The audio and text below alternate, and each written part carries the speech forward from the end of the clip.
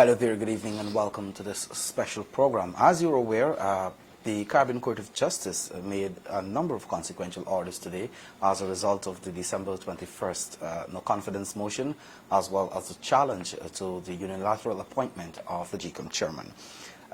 Among the orders and among what the president of the CCJ, Justice Adrian Saunders, said, is the fact that the government, the most important thing is the fact that the government is in a caretaker mode.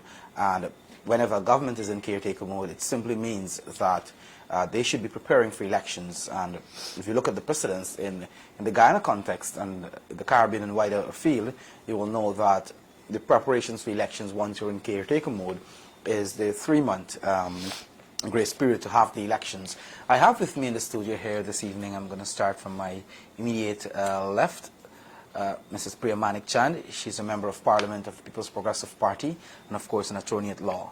Mr. Joseph Hamilton, he also is a member of Parliament of the People's Progressive Party and who has vast experience in elections by virtue of working with the Guyana Elections Commission. And, of course, I have Mrs. Marcia Nadir Sharma, who is also an attorney at law, and she was one of the persons on the team of lawyers representing the leader of the opposition at the CCJ. Ladies, gentlemen, welcome to the program. Good night. Thank you. Thanks for having us.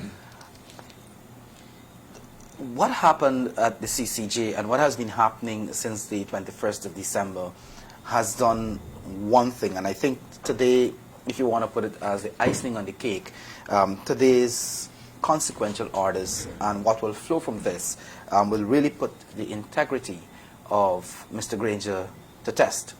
We have seen statements coming out from Mr. Granger's office, as well as we've seen statements coming out from the Alliance for Change. But I want us to start first and foremost with what happened today at the CCJ.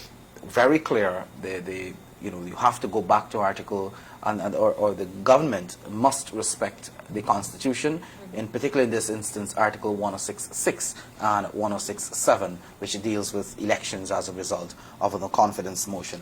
I want to start with you. You've been on the panel of, or the battery of lawyers. You've been part of that group representing the leader of the opposition. Your thoughts? Well, for everyone watching, good night. So today, essentially, was the pinnacle of 6 months, almost 7 months of legal battles that commenced on January 4th, 2019, stemming again out of the no confidence motion being carried on the 21st of December 2018. Now, throughout or in the last 6 months, what has essentially happened is everyone has become very familiar with provision, Article 106.6 and 106.7, which is essentially that where there is a successful no confidence motion carried in the National Assembly, the President and the Cabinet must resign, and notwithstanding its resignation in 106.6, it must hold elections within 3 months or such other times as a 2/3 majority of the National Assembly would allow or vote to carry. Now, despite those provisions, there have been calls for honoring the Constitution. As lawyers, as civil society, the regular person on the street looks to its leaders to comply with the Constitution. And throughout the last 6 months, persons have been told, okay, hold on, don't rush to judgment. The court still has to make a decision. We went to the High Court made a ruling, we went to the Court of Appeal, the Court of Appeal made a ruling, then we went to the CCJ. Now on the 18th of June 2019, the CCJ definitively said that the no confidence motion was successfully passed, that notwithstanding Mr. Charandas Prasad's ineligibility to be elected to the National Assembly, his vote was still valid, that is his vote on the 21st of December, and that the provisions of 106.6 and 7 are a reality in our lives. When we went back to court after the 18th, there were expectations that certain orders would have been made, and the Caribbean Court of Justice essentially said to us, look, I want you to go back and come back with submissions on the 1st of July, and we will render our decision on the 12th of July, which is today. Now, Justice Saunders, in delivering his judgment, was very clear. This is it. It's final. There's no recourse. There's no other date. There's no other avenue for any of the parties to explore. So today marks the end of the legal challenges of the no confidence motion, as well as the unilateral appointment of the chairman of the Guyana Elections Commission. So from here, the realities are this, in my mind, or in my opinion. The Constitution has been breached in several instances, and there is now a call from the highest court applicable to Guyana for us to honor the Constitution and give legal effect with our actions. I'm going to bring you in here, Priya, with regards to the part of the ruling that I made specific mention of, and that has to do with the fact that the government is in caretaker mode. The government has been maintaining all along, like you rightly said, that they are awaiting the ruling of the CCJ definitively, but also in the same breath, they have been saying that it's business as usual. The CCJ, the Justice Saunders, was quite clear. Right. So, Eddie, good night to everybody.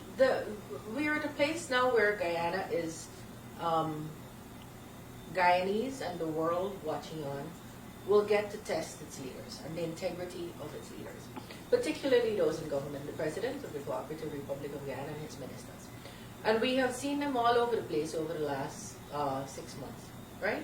First they fell, then they didn't fall, then 33 is less than 32, then although they appointed a dual citizen to the National Assembly, and they themselves were dual citizens, many of them, questioning whether a dual citizen could sit there, and all these shenanigans really only to hold on to power. We were patient, and the people of Guyana were patient, I believe, because we have come to understand the rule of law, having been accustomed to a country that was governed by laws and rules, and we allowed the process. We had no choice, but I mean, we didn't quarrel with the process going to court, because that is the right of any party who feels aggrieved. That you go to court, you test it in the court, and once the court's ruled, then you are expected to comply with the rulings. Now, we had a judgment since the 24th, I think, of June, in May, saying that the government had fallen, that the cabinet and the president were illegal. These are only consequential orders today.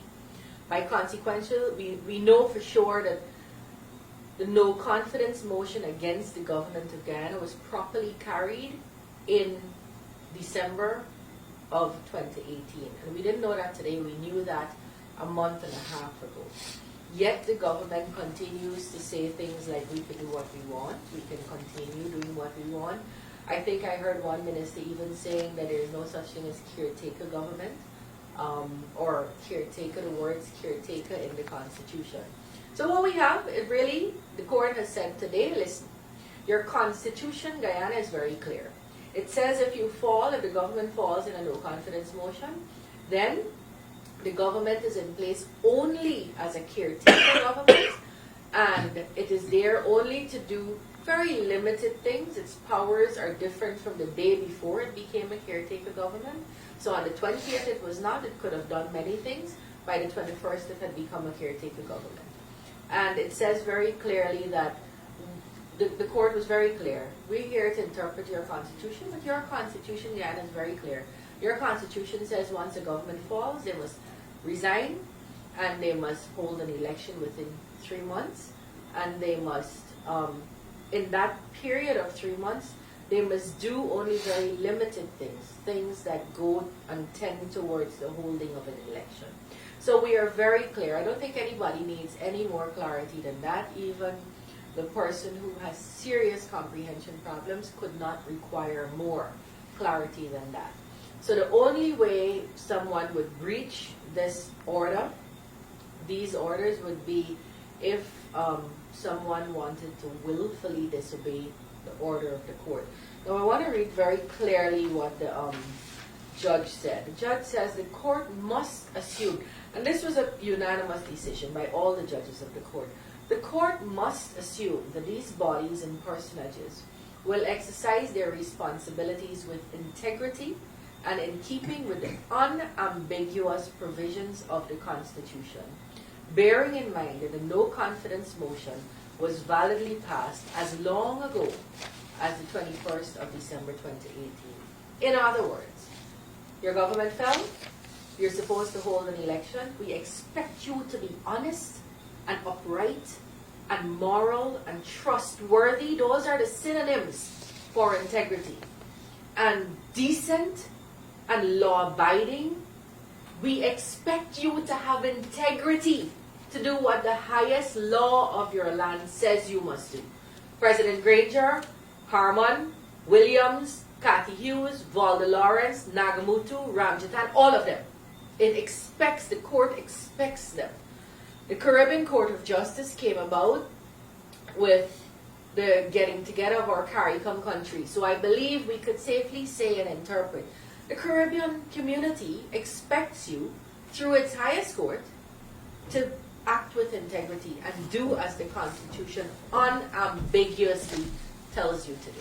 That's where we're at. Good. So I want to bring you in here now, Joe, because having listened to both Priya and Marcia, the fact that the ruling, well, the consequential orders were clear. The ruling on by the CCJ previously was also quite clear that the government has fallen, elections should be held.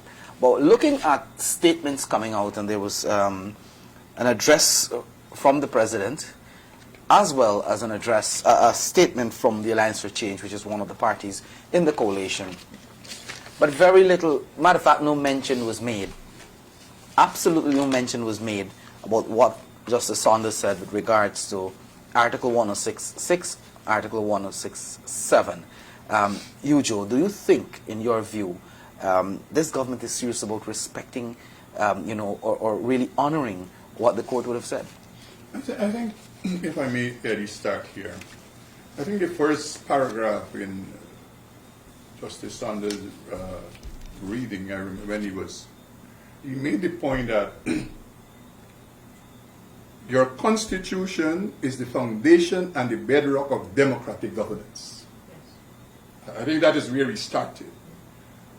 Where he was pointing, the court was pointing the state of Guyana to say, listen, if you truly believe in democracy and you practice democracy, you must uphold your Constitution. That is where we're at. Failing to do that, you're drifting into totalitarian and dictatorship. And so for so many persons who are trying to explain away today's consequential order, they don't even understand what they're doing to the state, whether in the highest realms of government or the lowest realms of government. And that is the reason why, as indicated by my two colleagues here, the court was saying that they expect people to act with integrity, because failing to do that, the state will drift into a place where none of us are sure where we will end up. It will not be a safe place to be. Because, I normally say to people, religion has been able to hold itself together for thousands of years. And that is so because all the major religions, they have a book. And anytime they're in doubt, they go back. If you're a Christian, you go to the Bible. If you're a Muslim, you go to the Quran. If you're a Hindu, you go to the Bhagavad Gita. And that is where a reference point to deal with all the moral issues, all the rights and wrongs, and the do's and don'ts.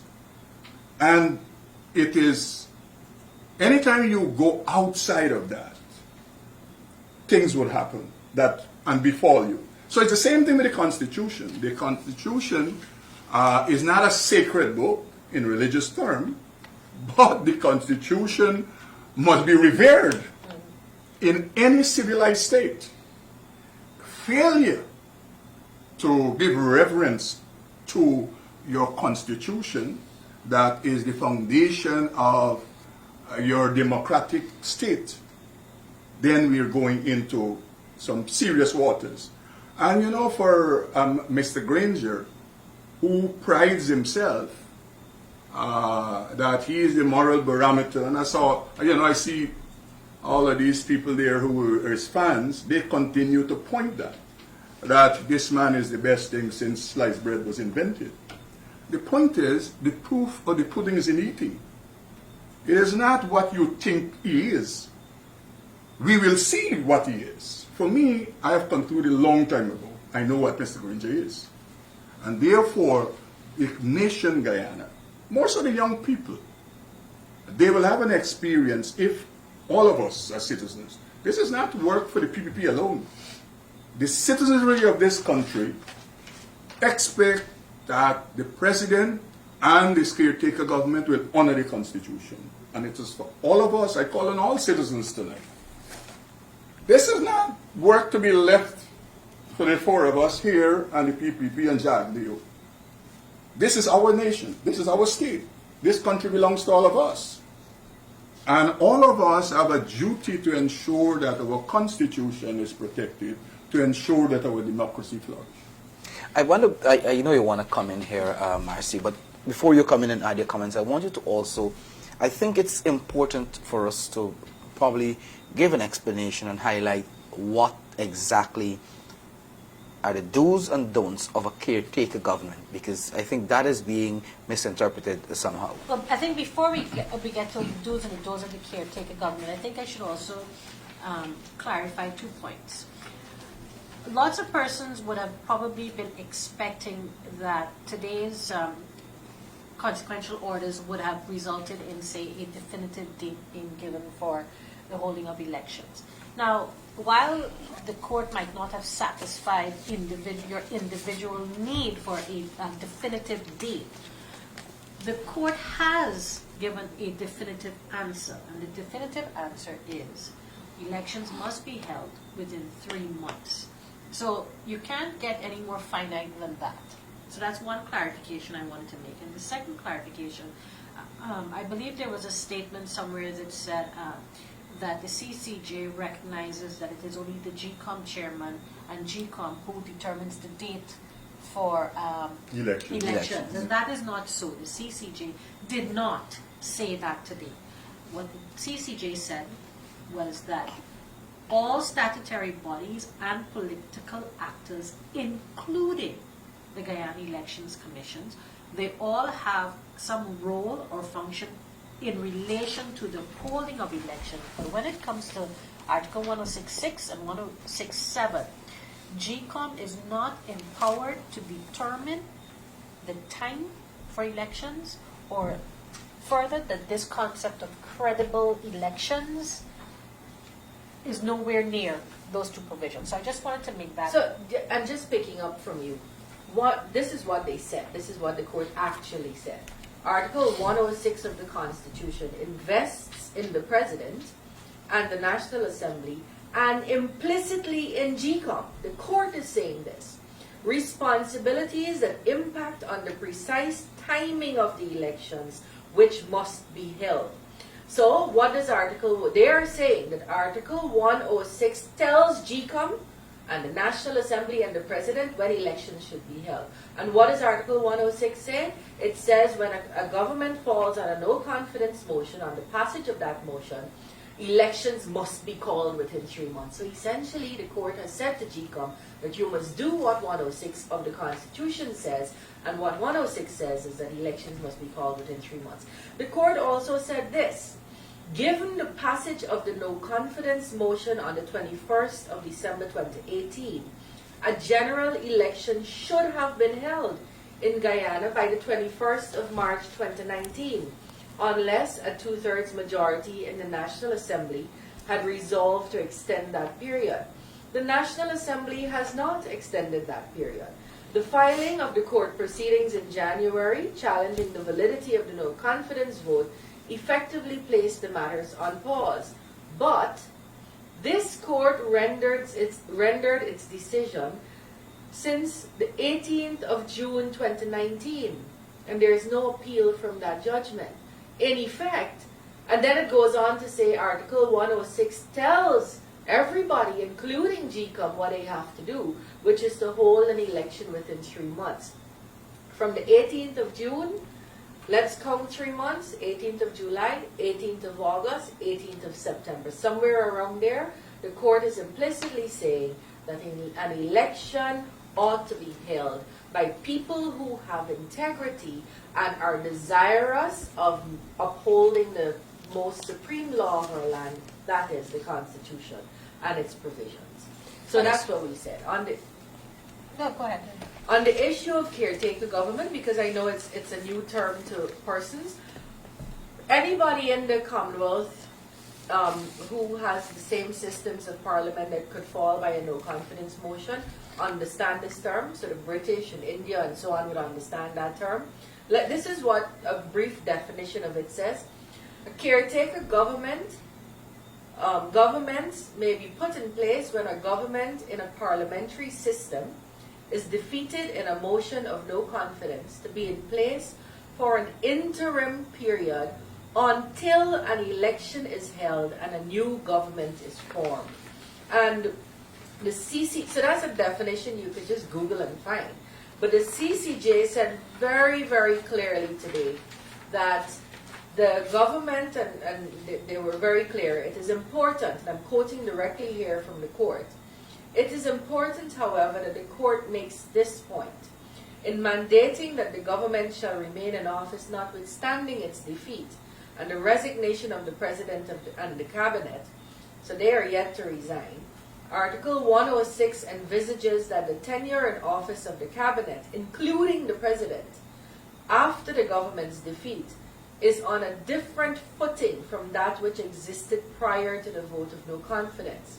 Chancellor Cummings Edwards, citing Hogg, he's a constitutional expert, said, the government continues in office as a caretaker government or an interim government until the next elections ensue and a president is appointed or reappointed depending on the results of that election.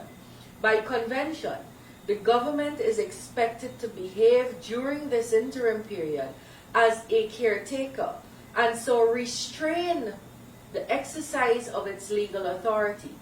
It is this caretaker or interim role that explains the 3-month deadline in the first instance that the article lays down in principle for the holding of fresh elections. So you are there only for the purpose of holding fresh elections. And so that is what caretaker means. You're supposed to stay there, resign, but stay there only to hold fresh elections within the constitutional mandated time. Now, we have had in excess of 6 hours since this judgment has been handed down. And we have had almost 1 month since the last ruling of the court. And nobody had the integrity and the decency, the president, nor the prime minister, nor any of these people who dress up with suits and ties and to resign. But but it says clearly once the government is defeated, automatically the government is resigned. And I think the CCJ did make the point that on the evening of the 21st of December, when the vote was taken and the motion was validated by the National Assembly, essentially the government was resigned. Well, actually, it was the Chief Justice who actually said that, not the CCJ. The Chief Justice actually said that. But it was... Right. Yeah. And they merely upheld what the Chief Justice said. But just to also add to what Priya may have added, said about the caretaker government, some key, how does that translate to the regular person on a day-to-day basis? And as a citizen, I might probably, well, I would be worried when, say, for example, a pay increase is given or a new policy is implemented or a new policy is made within this interim period. I would be very suspicious as to, well, how does that affect me at the end of the day if I collect this retroactive pay or, you know. So it may not look like if it has any implications, but in the long run it does. But one of the other things that came out of today's consequential orders was the fact that the appointment of the Elections Commissioner was deemed void. And a point that must be stressed here, any actions taken or any decisions that would have been bolstered by a one majority vote by the chairman exercising his casting vote now jeopardizes everything else, all those decisions. So whether it's, oh, we need a new list, we need house to house, or whatever new campaigns, those decisions are now are no longer valid decisions, are no longer effective decisions. So that in itself will have consequences on what happens as of today. All right.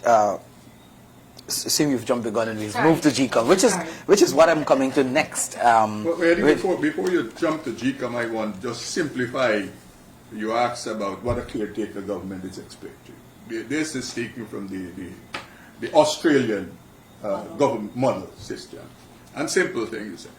Says the expectation, government avoid making major policy decisions during the caretaker period that are likely to commit an incoming government. First point. Second point, they says, care should be taken to ensure that resources that are not used to make announcements that don't involve partisan activities. So say, for instance, the NCN. NCN should be in caretaker mode also, because it shouldn't be involved in partisan activities. They went on to say that government before making significant appointments during the caretaker period. Significant appointment within the system. And then, importantly, they said government avoid entering major contracts or undertaking during the caretaker period. Importantly, they speak to interaction with the international community also during your caretaker.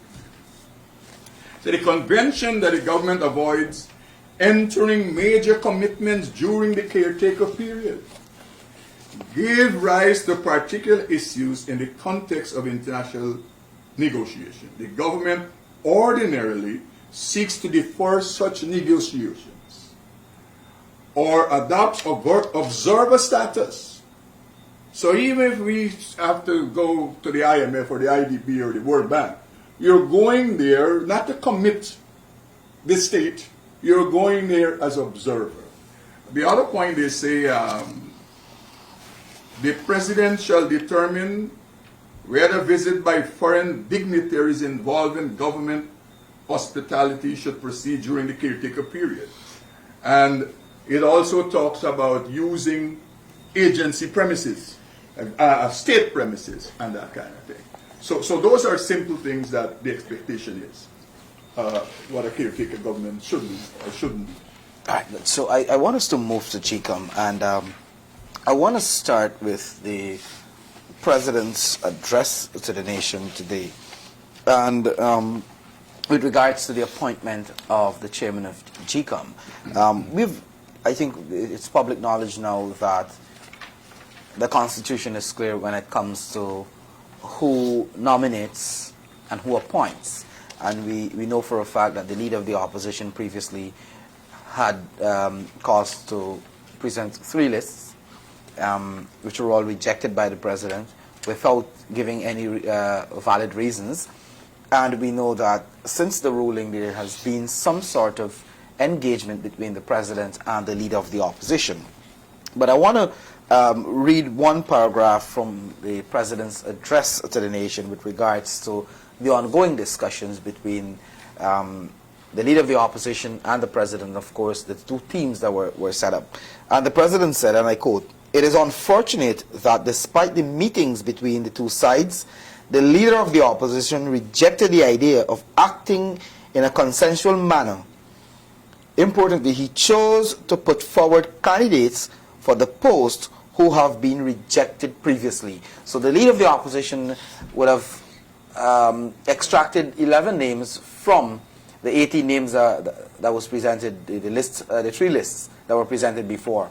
And the president is saying that, essentially he's trying to say that the leader of the opposition acted in bad faith by bringing persons who were already rejected. But before I get your response, I want us to go to this. All right, the operator is saying that we don't have the video here. But what happened previously is that during their engagements, I think it was when the 4th of July, the president did indicate to the leader of the opposition, and he made this, I think, in his press conference that he had subsequent to that meeting, that the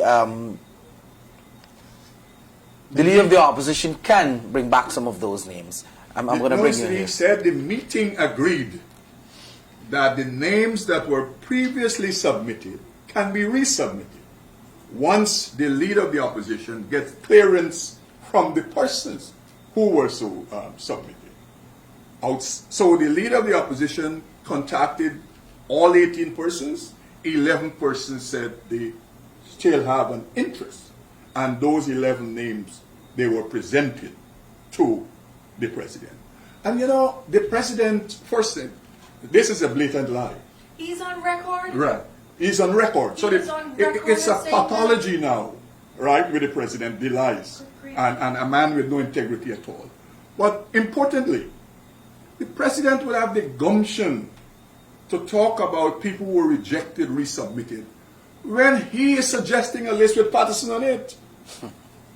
That the world rejected, the CCJ rejected, the whole system rejected. And he puts Patterson presumptuously on a list that he is suggesting to the president. And he got a gall to discuss about the names that he accepted can be resubmitted. And let me say this, because I happened to be in the meeting of the teams, the two teams yesterday. And there were two fundamental issues at the meeting. One, the president's team could not say to our team that the 8 names that the president or the government submitted, they were not unacceptable to the president. So here you have a list of 8 persons, they said. And they couldn't say that the president is likely to choose one of the, you understand, one of these persons. Yes. They couldn't say that. The other point was of the 5 names they said were shortlisted, whatever that means. Our team couldn't get from Armand and the crew what shortlisted mean. Is it saying that these people, the president don't find them unacceptable? They're saying no, some other process. So the question was, who is dealing with this other process? Is it Granger, or is it you Ramjatan and Valder Lawrence, dealing with the process? And so the president already in this period, in the last couple of hours, is showing that he has no integrity at all. By coming out and a blatant lie when you can go back to the record. I mean, how could you be so DUMB to do that when we can go back to the record to see what you said you agreed to and what was the decision? You know, I'm very concerned. I didn't realize he had said that. That is, that the president would say today, having said only a few days ago, 8 days ago, he came out, he sat down, he waited a couple of minutes on Mr. Harmon to come, and he had a chat with the press, and I thought he was very, he briefed the press, and by extension the nation, and me, and other citizens, and the world about what happened in the meeting, and he said that they had agreed that the list would be the names on that list would be resubmitted with persons who were interested and who had not been overtaken by time. For example, people who had filed actions and so on. And so if he said today that these names were resubmitted, then we really have a problem. The president is driving this country to a constitutional crisis. We're already there, but he's driving us, him and the people who are cabinet ministers, to a place where we're going to be the laughing stock. Look, Eddie, I went to school in the Caribbean, and people knew us for being undemocratic, for having rigged elections, by people I mean my classmates, people my age, knew that Guyana was a country that had rigged elections. Guyana was a country that was unstable because of its undemocratic practices that had been spread across the Caribbean for the world. We had ripped ourselves back from those kinds of, we'd become known now for our low carbon development and oil finds and doing the best in 8 years when the rest of the world was crashing with the economic decline. That's what we've become known for. And they're driving us back to a place where people are going to have no respect for us because we are. See, when these undemocratic practices happen, like people rig elections and steal power and stay on to power, hang on to power desperately, and don't give citizens their human right to choose a government, when governments don't follow the Constitution, it has far wider and rippling effects. And we're going to be the laughing stock, not only of this Caribbean. I'm not even worried about people laughing at us. I'm worried about people not taking us seriously when we have serious business to conduct in this country and people wider afield. So President Granger is driving us closer and closer to that point of a constitutional crisis where our people, all of them, our children, our grandchildren, are going to be the victims of this kind of action for a long time to come. This country suffered from that for a good set of years. In the 70s and 80s, we became known for that. We have been, stories have been written about us for that. Our development was stymied for that. We lost a lot of our human resources. People who ran from this country because of that kind of behavior, and they're taking us back there. And you know what this does? It says that the PNC has not changed. The PNC has not changed. People gave them a chance in 2015 to govern this country. Forget that we have an outstanding action against those elections. Let's, for these purposes, assume that they won the election. People gave them a chance to govern this country and to behave like a democratic set of people. And the same set of people, perhaps because they're of their age, is the same set of actors who acted back in the 80s. Same set of people are now holding on to power, their fingernails, grasping on to power, desperately, refusing to give up when the law says that you should give up. Have an election. If you did so well, people will vote for you. If you didn't, they will speak through their vote. But this is what we have to do as a democratic country. And I don't believe we're in the same place where people are going to tolerate the kind of behavior that happened in the 80s. I think we should also remind the viewers that in rendering its decision, the CCJ said very clearly, with respect to the GCOM Commissioner, that remember the 1966 Constitution allowed for the president, the then president, to single-handedly, without consultation, to pick the chairman of the Elections Commission. And that, as a result of constitutional reform, that process changed to the current position where the leader of the opposition, and if there are other minority parties, will discuss, consult, come up with a list of 6 that are not unacceptable to the president. So yes, the president still has the right to choose, but the CCJ went to great pain to explain in its decision on the 18th to say that you cannot interpret that provision, the appointment provision, to the 1966 status quo. Then what was the point of having constitutional reform? You cannot expect to just pick somebody of your own choosing or that you want to sit at the head of the Guyana Elections Commission. Otherwise, you will find yourself in the same position of having to constantly challenge elections. So what did the CCJ say?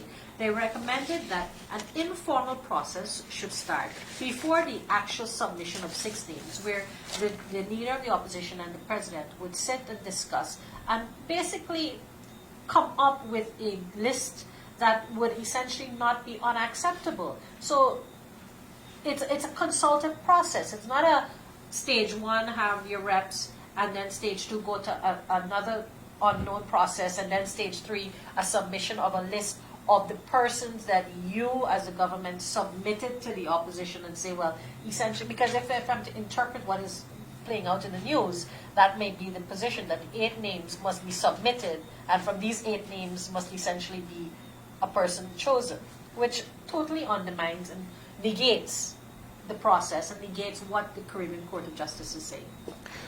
I want to bring you to another point that the president made in his address.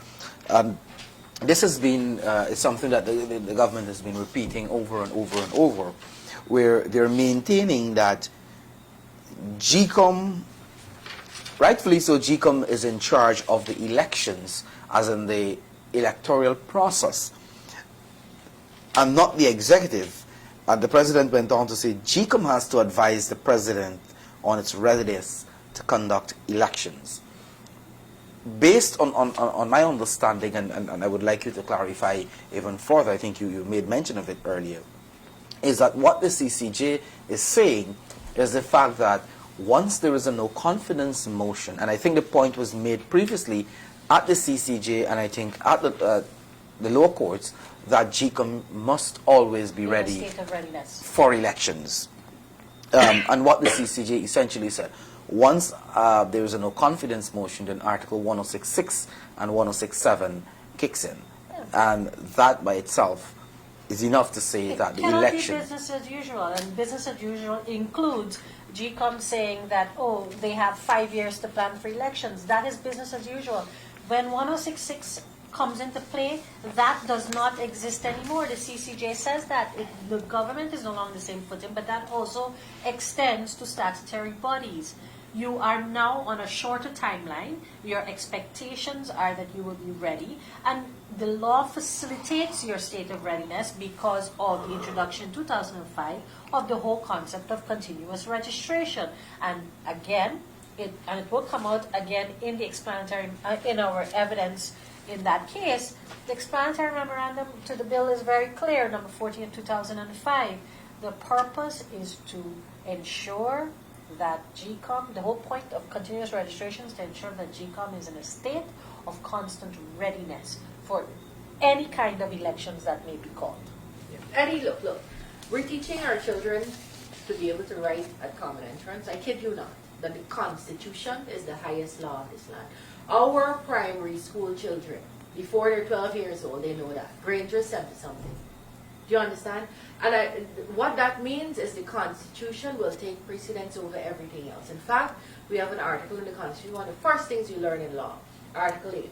This Constitution is the supreme law of the land, and anything that is inconsistent, to the extent of its inconsistency, shall be rendered null and void. That means the Constitution is bigger than the president, it's bigger than GCOM, it's bigger than everybody. So you can't say, the Constitution says, if a government falls by way of a no confidence motion, an election must be held within 3 months. You can't then come and say, well, GCOM will have to advise us. GCOM is subject to that constitutional provision. And just so that we're clear, so that nobody needs to go back to the court to find out if that is true, the court said that in paragraph 7 today. It said, Article 106 of the Constitution, that's the one that says, whenever a government falls, they have to call an election within 3 months, invests in the President and the National Assembly and in GCOM responsibilities that impact on the precise timing of the elections. That means GCOM must follow that part of the Constitution that says you have to hold elections within 3 months once a no confidence motion is successful in the House.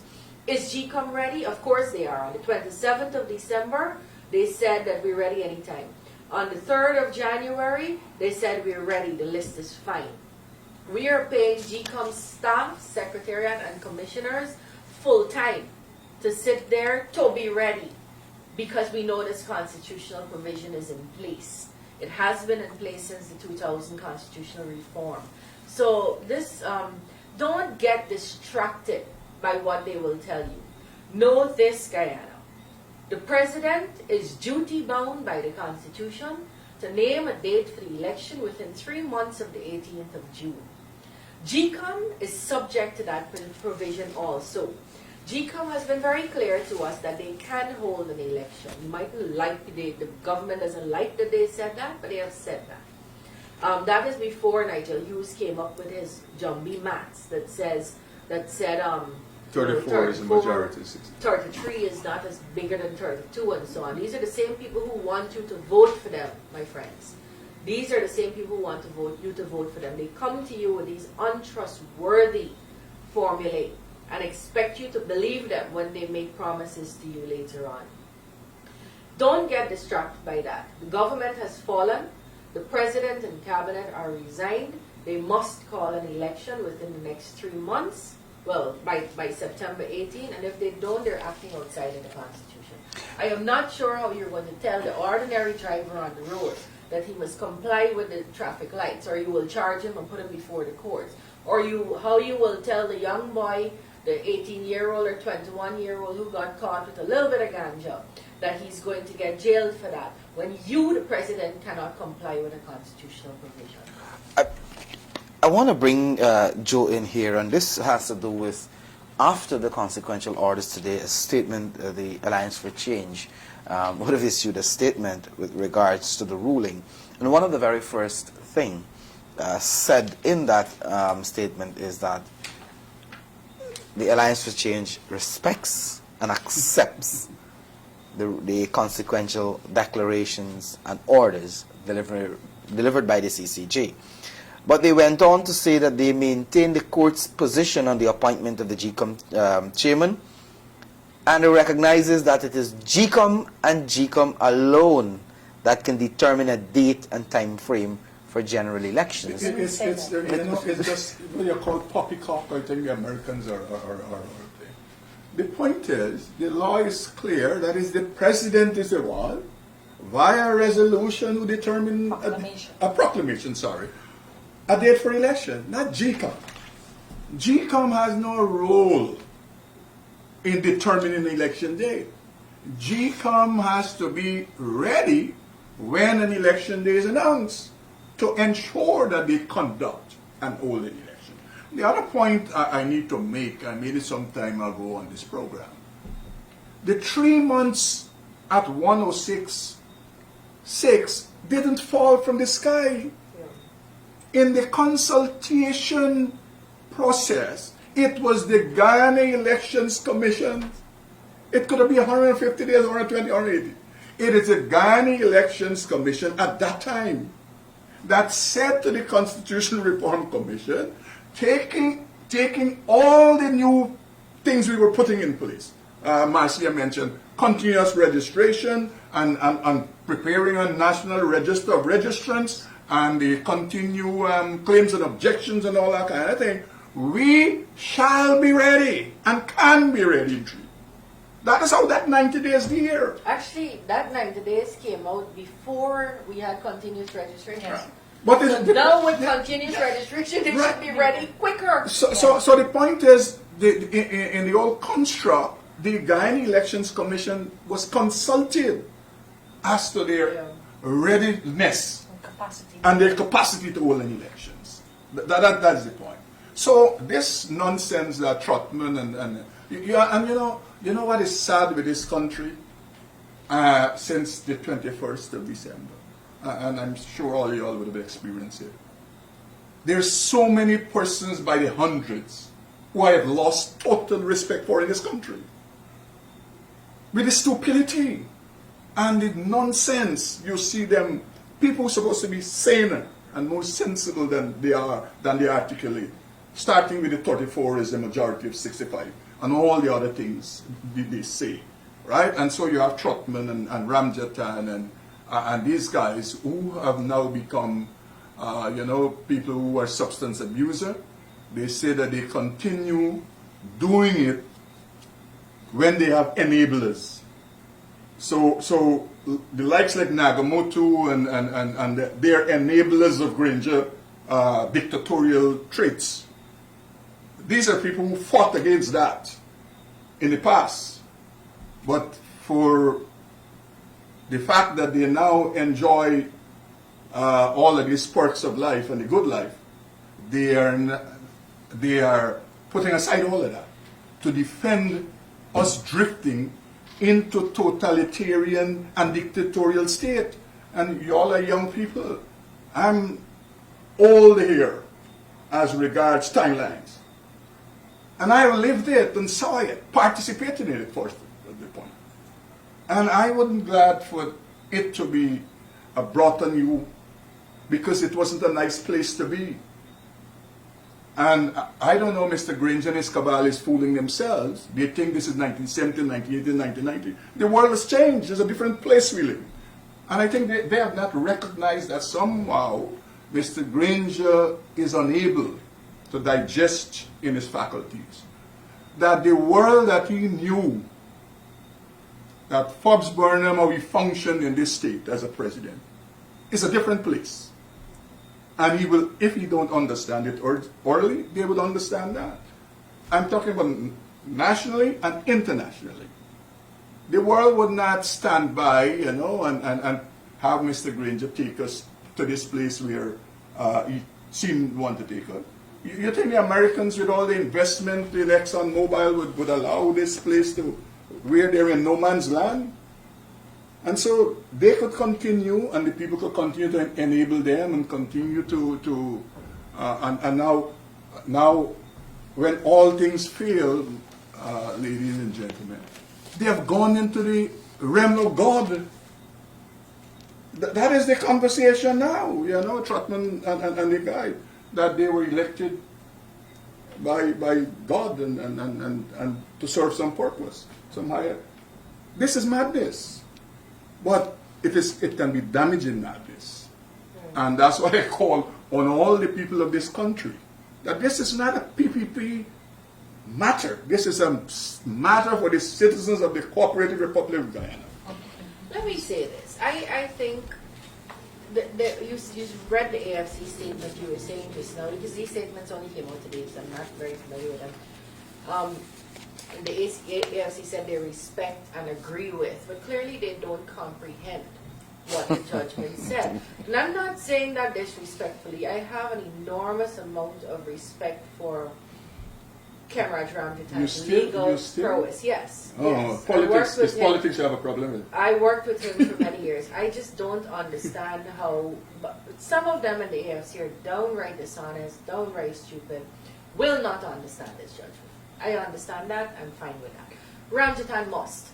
He understands that if he reads this judgment, he's going to understand that they're saying very clearly that GCOM is subject to the 3-month timeline given in the Constitution. And so I invite him to read it.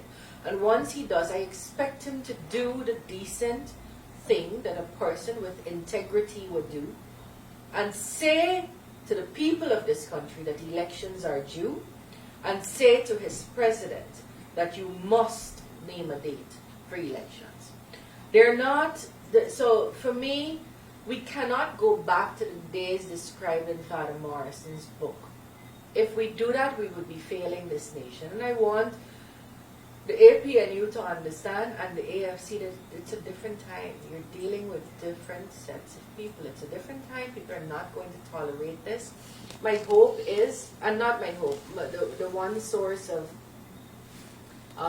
optimism I have is that every time the AFC, APNU does something like this, holds on to power, changes their mouth. Granger saying last week, I'll take the names that are willing to come back, and saying today, I don't know why he submitted those lists, saying that, well, we don't really, we're still going to have to appoint a GCOM chair, we're not going to follow this 3 months. Every time they do that, those people who were voted for you in 2015 and gave them a chance in 2015 are looking at you and they're judging you for it. They're judging you for it. And so I would say to all the freedom-loving, democratic, principled people with democratic, who would like to see democratic norms prevail, that understand that this is actually a win.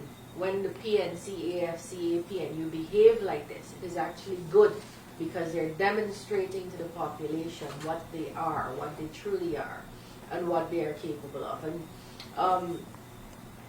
we have to, as Joe said, this is not a one-party fight.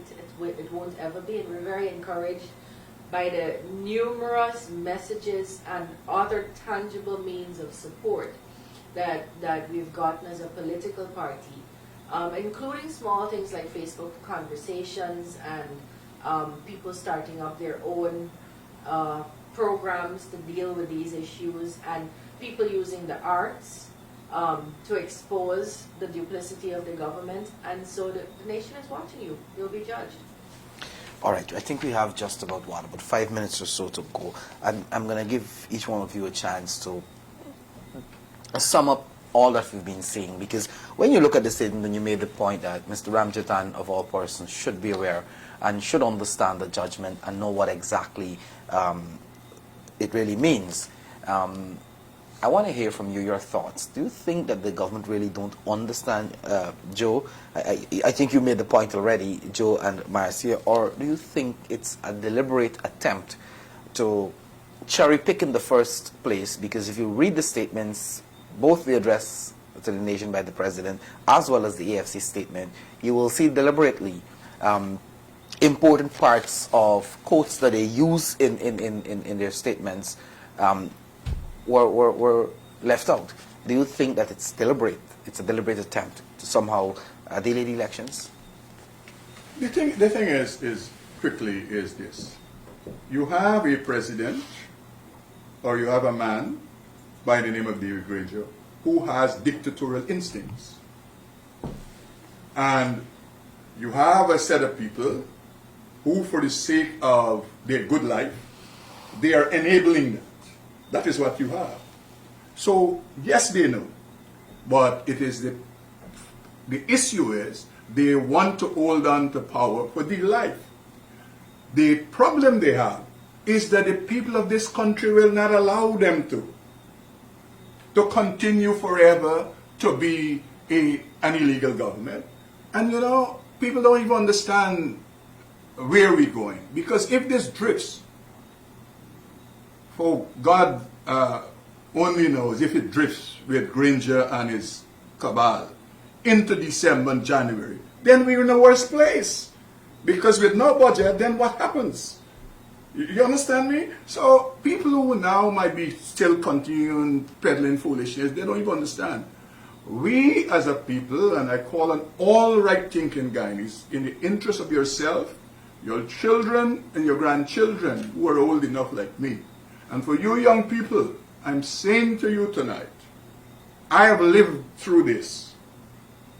I would hope that you do everything in your power to ensure that you don't have to live through a totalitarian dictatorship in this country. That is all I would want to say to young people who didn't experience it, they don't know about it. That they have a duty to themselves to protect their human rights and their dignity in this country. Priya. But that's good. You go then. I just, President Granger is taking us down a path that is going to take this country and tip it over the edge to nothingness. It's going to reverse all the progress we already know and we already have become accustomed to. Now, I have every hope and every confidence that we moved from a place when President Granger was accustomed to being mired in this kind of dictatorial behavior, when he was accustomed to practicing this kind of dictatorial behavior. We did not have social media. We did not have cameras on every phone. We did not have the ability to communicate as well as we can now as a country, as a people, as a world. We had 30% of our children going to high school. We now have close to 100% of our children accessing high school.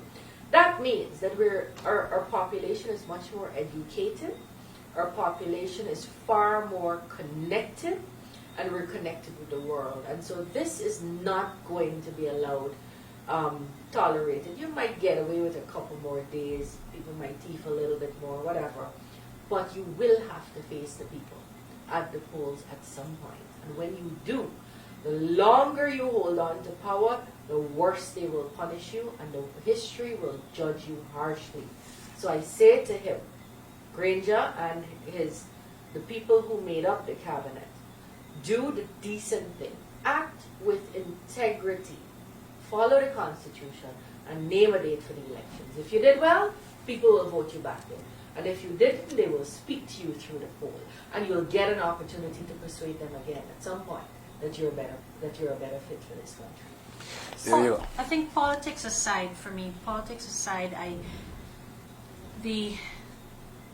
what we do now, what our leaders do now, has a long-lasting impression on our young children, our youth, first-time voters, and even for those persons who would have supported them.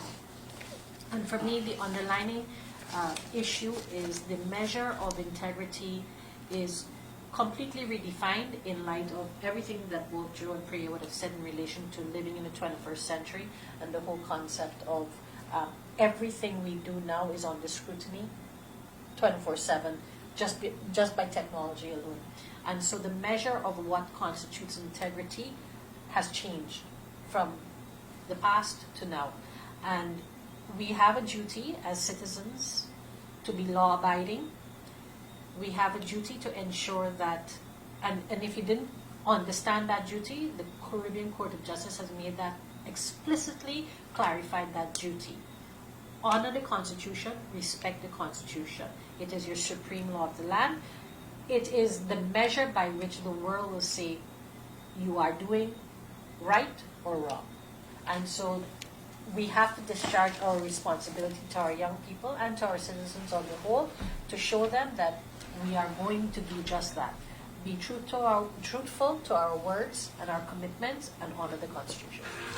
I want to thank you very much, Priya Manikchand, Member of Parliament, Joe Hamilton, Member of Parliament as well, and Marcia Nadir Sharma, Attorney at Law, for being here, and of course all the folks who joined us on social media, on Facebook in particular, as well as those of you who joined us via radio, as well as television. We want to thank you very much for being part of the program. We're going to continue to keep you updated and to inform you as whatever happens next and how this unfolds. So until then, again, ladies and gentlemen, I want to thank you for being here, and thank you very much for being part of the program. Bye for now.